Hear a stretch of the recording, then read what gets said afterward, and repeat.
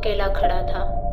Room को किसी ने अंदर से लॉक कर दिया था और पिपहॉल में वो आँख अब भी दिख रही थी। वो आँख पलक भी नहीं झपका रही थी। आदित्य का दिमाग एक ही बात सोच रहा था, अंदर कौन है? क्योंकि अब वो क्लियर था, रूम के अंदर जो है वो इंसान तो नहीं हो सकता। आदित्य ने चिल्लाना शुरू किया, वार्डन, गार्ड, पर कोई रिस्पॉन्स नहीं आया। नॉर्मली हॉस्टल हमेशा रात को सुनसान हो जाता था, पर आज के सन्नाटे में एक और लेयर थी। जैसे हॉस्टल में सब सो रहे हैं, लेकिन हॉस्टल खुद जाग रहा है। आदित्य ने कॉरिडोर में भागने की कोशिश की, पर जैसे ही वो थोड़ा दूर गया, उसको लगा जैसे उसके पैर भारी हो गए, जैसे किसी ने उसके पैर पकड़ लिए हो। आदित्य ने नीचे देखा, कुछ भी नहीं था, पर फिर भी उसके पैर स्लो हो गए थे। और तब उसको एक स्मेल आई, पुराने कागज और जलती हुई रोटी की स्मेल। आदित्य ने किताब देखी, किताब खुली हुई थी, पर अब पन्ने पलट नहीं रहे थे, बस एक पेज पर रुक गई थी। उस पेज पर शब्द खुद ब खुद लिख रहे थे, जैसे इनविजिबल पेन चल रहे हो। लाइन बाय लाइन लिखा आ रहा था, तुमने मुझे उठाया, तुमने मुझे खोला, लेकिन अब तुम मुझे बंद नहीं कर सकते। आदित्य का हाथ कांप गए, शब्द रुक गए। फिर एक नई लाइन लिखी, मैं किताब नहीं हूँ, मैं याद हूँ। आदित्य के दिमाग में एकदम से याद आया भोला गार्ड का वो बात कि शुभम गायब हो गया था। आदित्य को समझ आ गया, ये चीज़ कोई भूत जैसी नहीं है, ये चीज़ किसी की बची हुई यादें हैं। आदित्य तुरंत नीचे ग्राउंड फ्लोर पे भागा। रिसेप्शन पर भोला गार्ड बैठा था। आदित्य जोर से चिल्लाया, अंकल, 312 के अंदर कोई है। भोला का चेहरा सफ़ेद पड़ गया। भोला ने सिर्फ एक सेकंड में समझ लिया कि क्या हुआ होगा। भोला ने घबराते हुए बोला, तू किताब ले आया ना? आदित्य चौंक के बोला, हाँ, पर अब मैं बाहर हूँ और रूम अंदर से लॉक हो गया है। भोला उठकर खड़ा हो गया और बोला, बेटा, तू बहुत बड़ी गलती कर चुका है। आदित्य ने बोला, अंकल प्लीज कुछ करो। भोला ने धीरे से बोला, शुभम के बाद 2 और लड़के आए थे रूम 312 में रहने। दोनों 7 दिन में बदल गए। आदित्य बोला, बदल गए मतलब? भोला ने बोला, एक लड़का रूम 312 में रहता था, 7वें दिन अपने आप को कॉरिडोर में घसीट रहा था। उसकी आंखें खुली थी, पर वो देख नहीं रहा था। वो बस एक लाइन बार बार बोल रहा था, मैं पढ़ रहा हूँ, मैं पढ़ रहा हूँ। डर से आदित्य का दिल जोर से धड़क रहा था, जैसे अभी फट जाएगा। भोला ने लास्ट लाइन बोली, 312 एक रूम नहीं रहा, वो एक पेज बन गया है।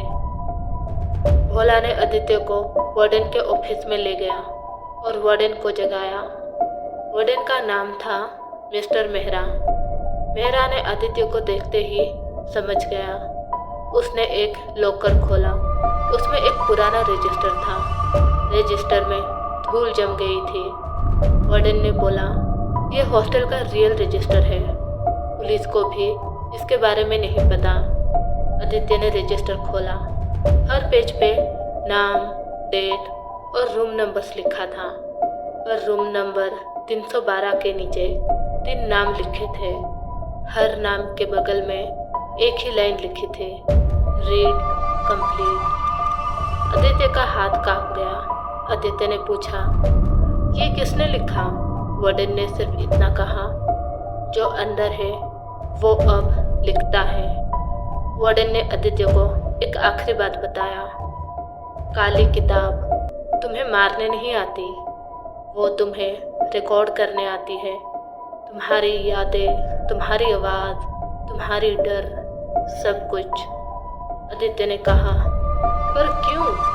वार्डन ने स्लोली बोला। क्योंकि शुभम ने मरने से पहले एक गलती की थी।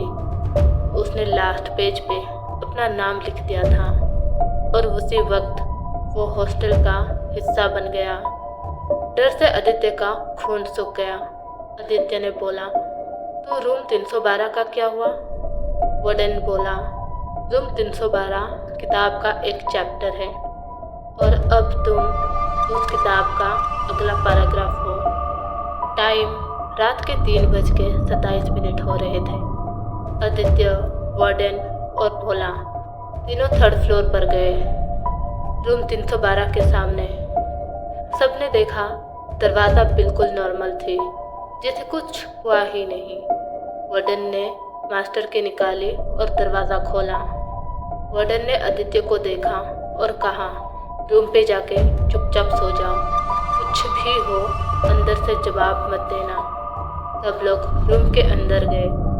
रूम 312 में लाइट बंद थी, पर रूम के बीच में टेबल पर काली किताब रखी थी, खुली हुई, और कुर्सी पर कोई बैठा था। कुर्सी पर जो बैठा था वो कोई परछाई नहीं थी, ना कोई मॉन्स्टर था। वो एक नॉर्मल लड़का था, कॉलेज स्टूडेंट जैसा, घुंघराले बाल। उसने सिंपल टी शर्ट पहना था।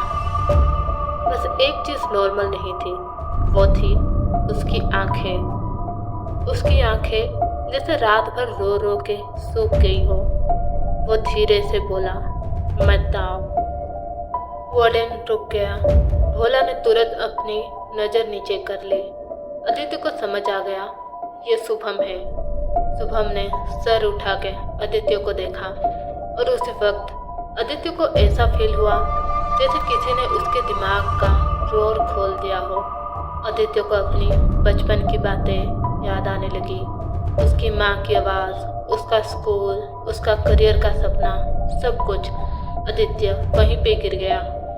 शुभम ने धीरे से कहा, मैं यहाँ फंसा हूँ। मैं मर नहीं रहा, मैं ख़त्म नहीं हो रहा। डर से आदित्य का गला सूख गया।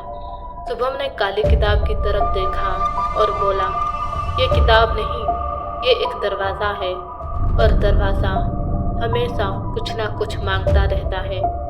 वार्डन ने आदित्य के कान में बोला, आदित्य पीछे हटो, इसकी बात मत सुनो। और शुभम ने डरावना स्माइल के साथ बोला, वार्डन जी, अब मैं आपके नहीं सुनूंगा। वार्डन के हाथ कांपने लगे। तभी काली किताब के पेजेस पलटने लगे, पर इस बार पेज पलटने की आवाज़ नॉर्मल नहीं थी। आवाज़ ऐसी थी जैसे किसी का गला घुट रहा हो।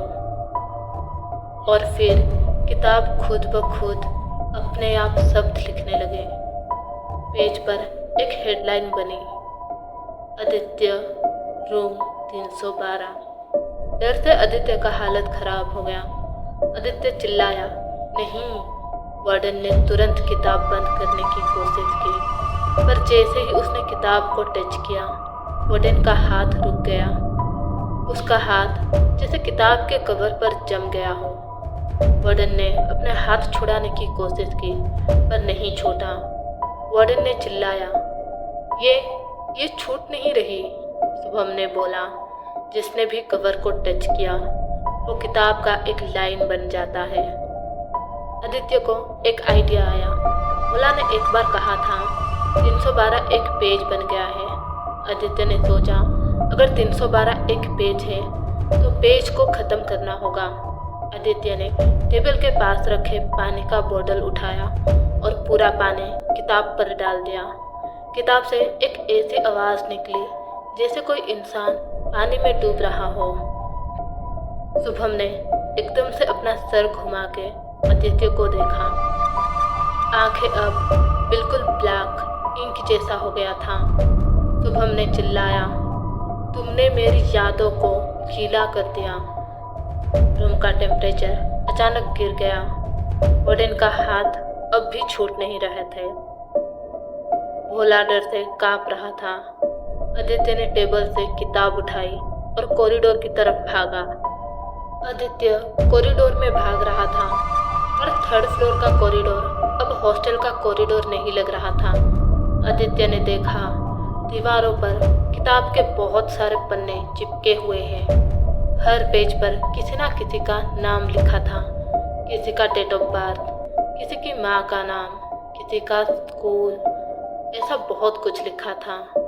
ये देख के आदित्य का दिमाग हिल गया।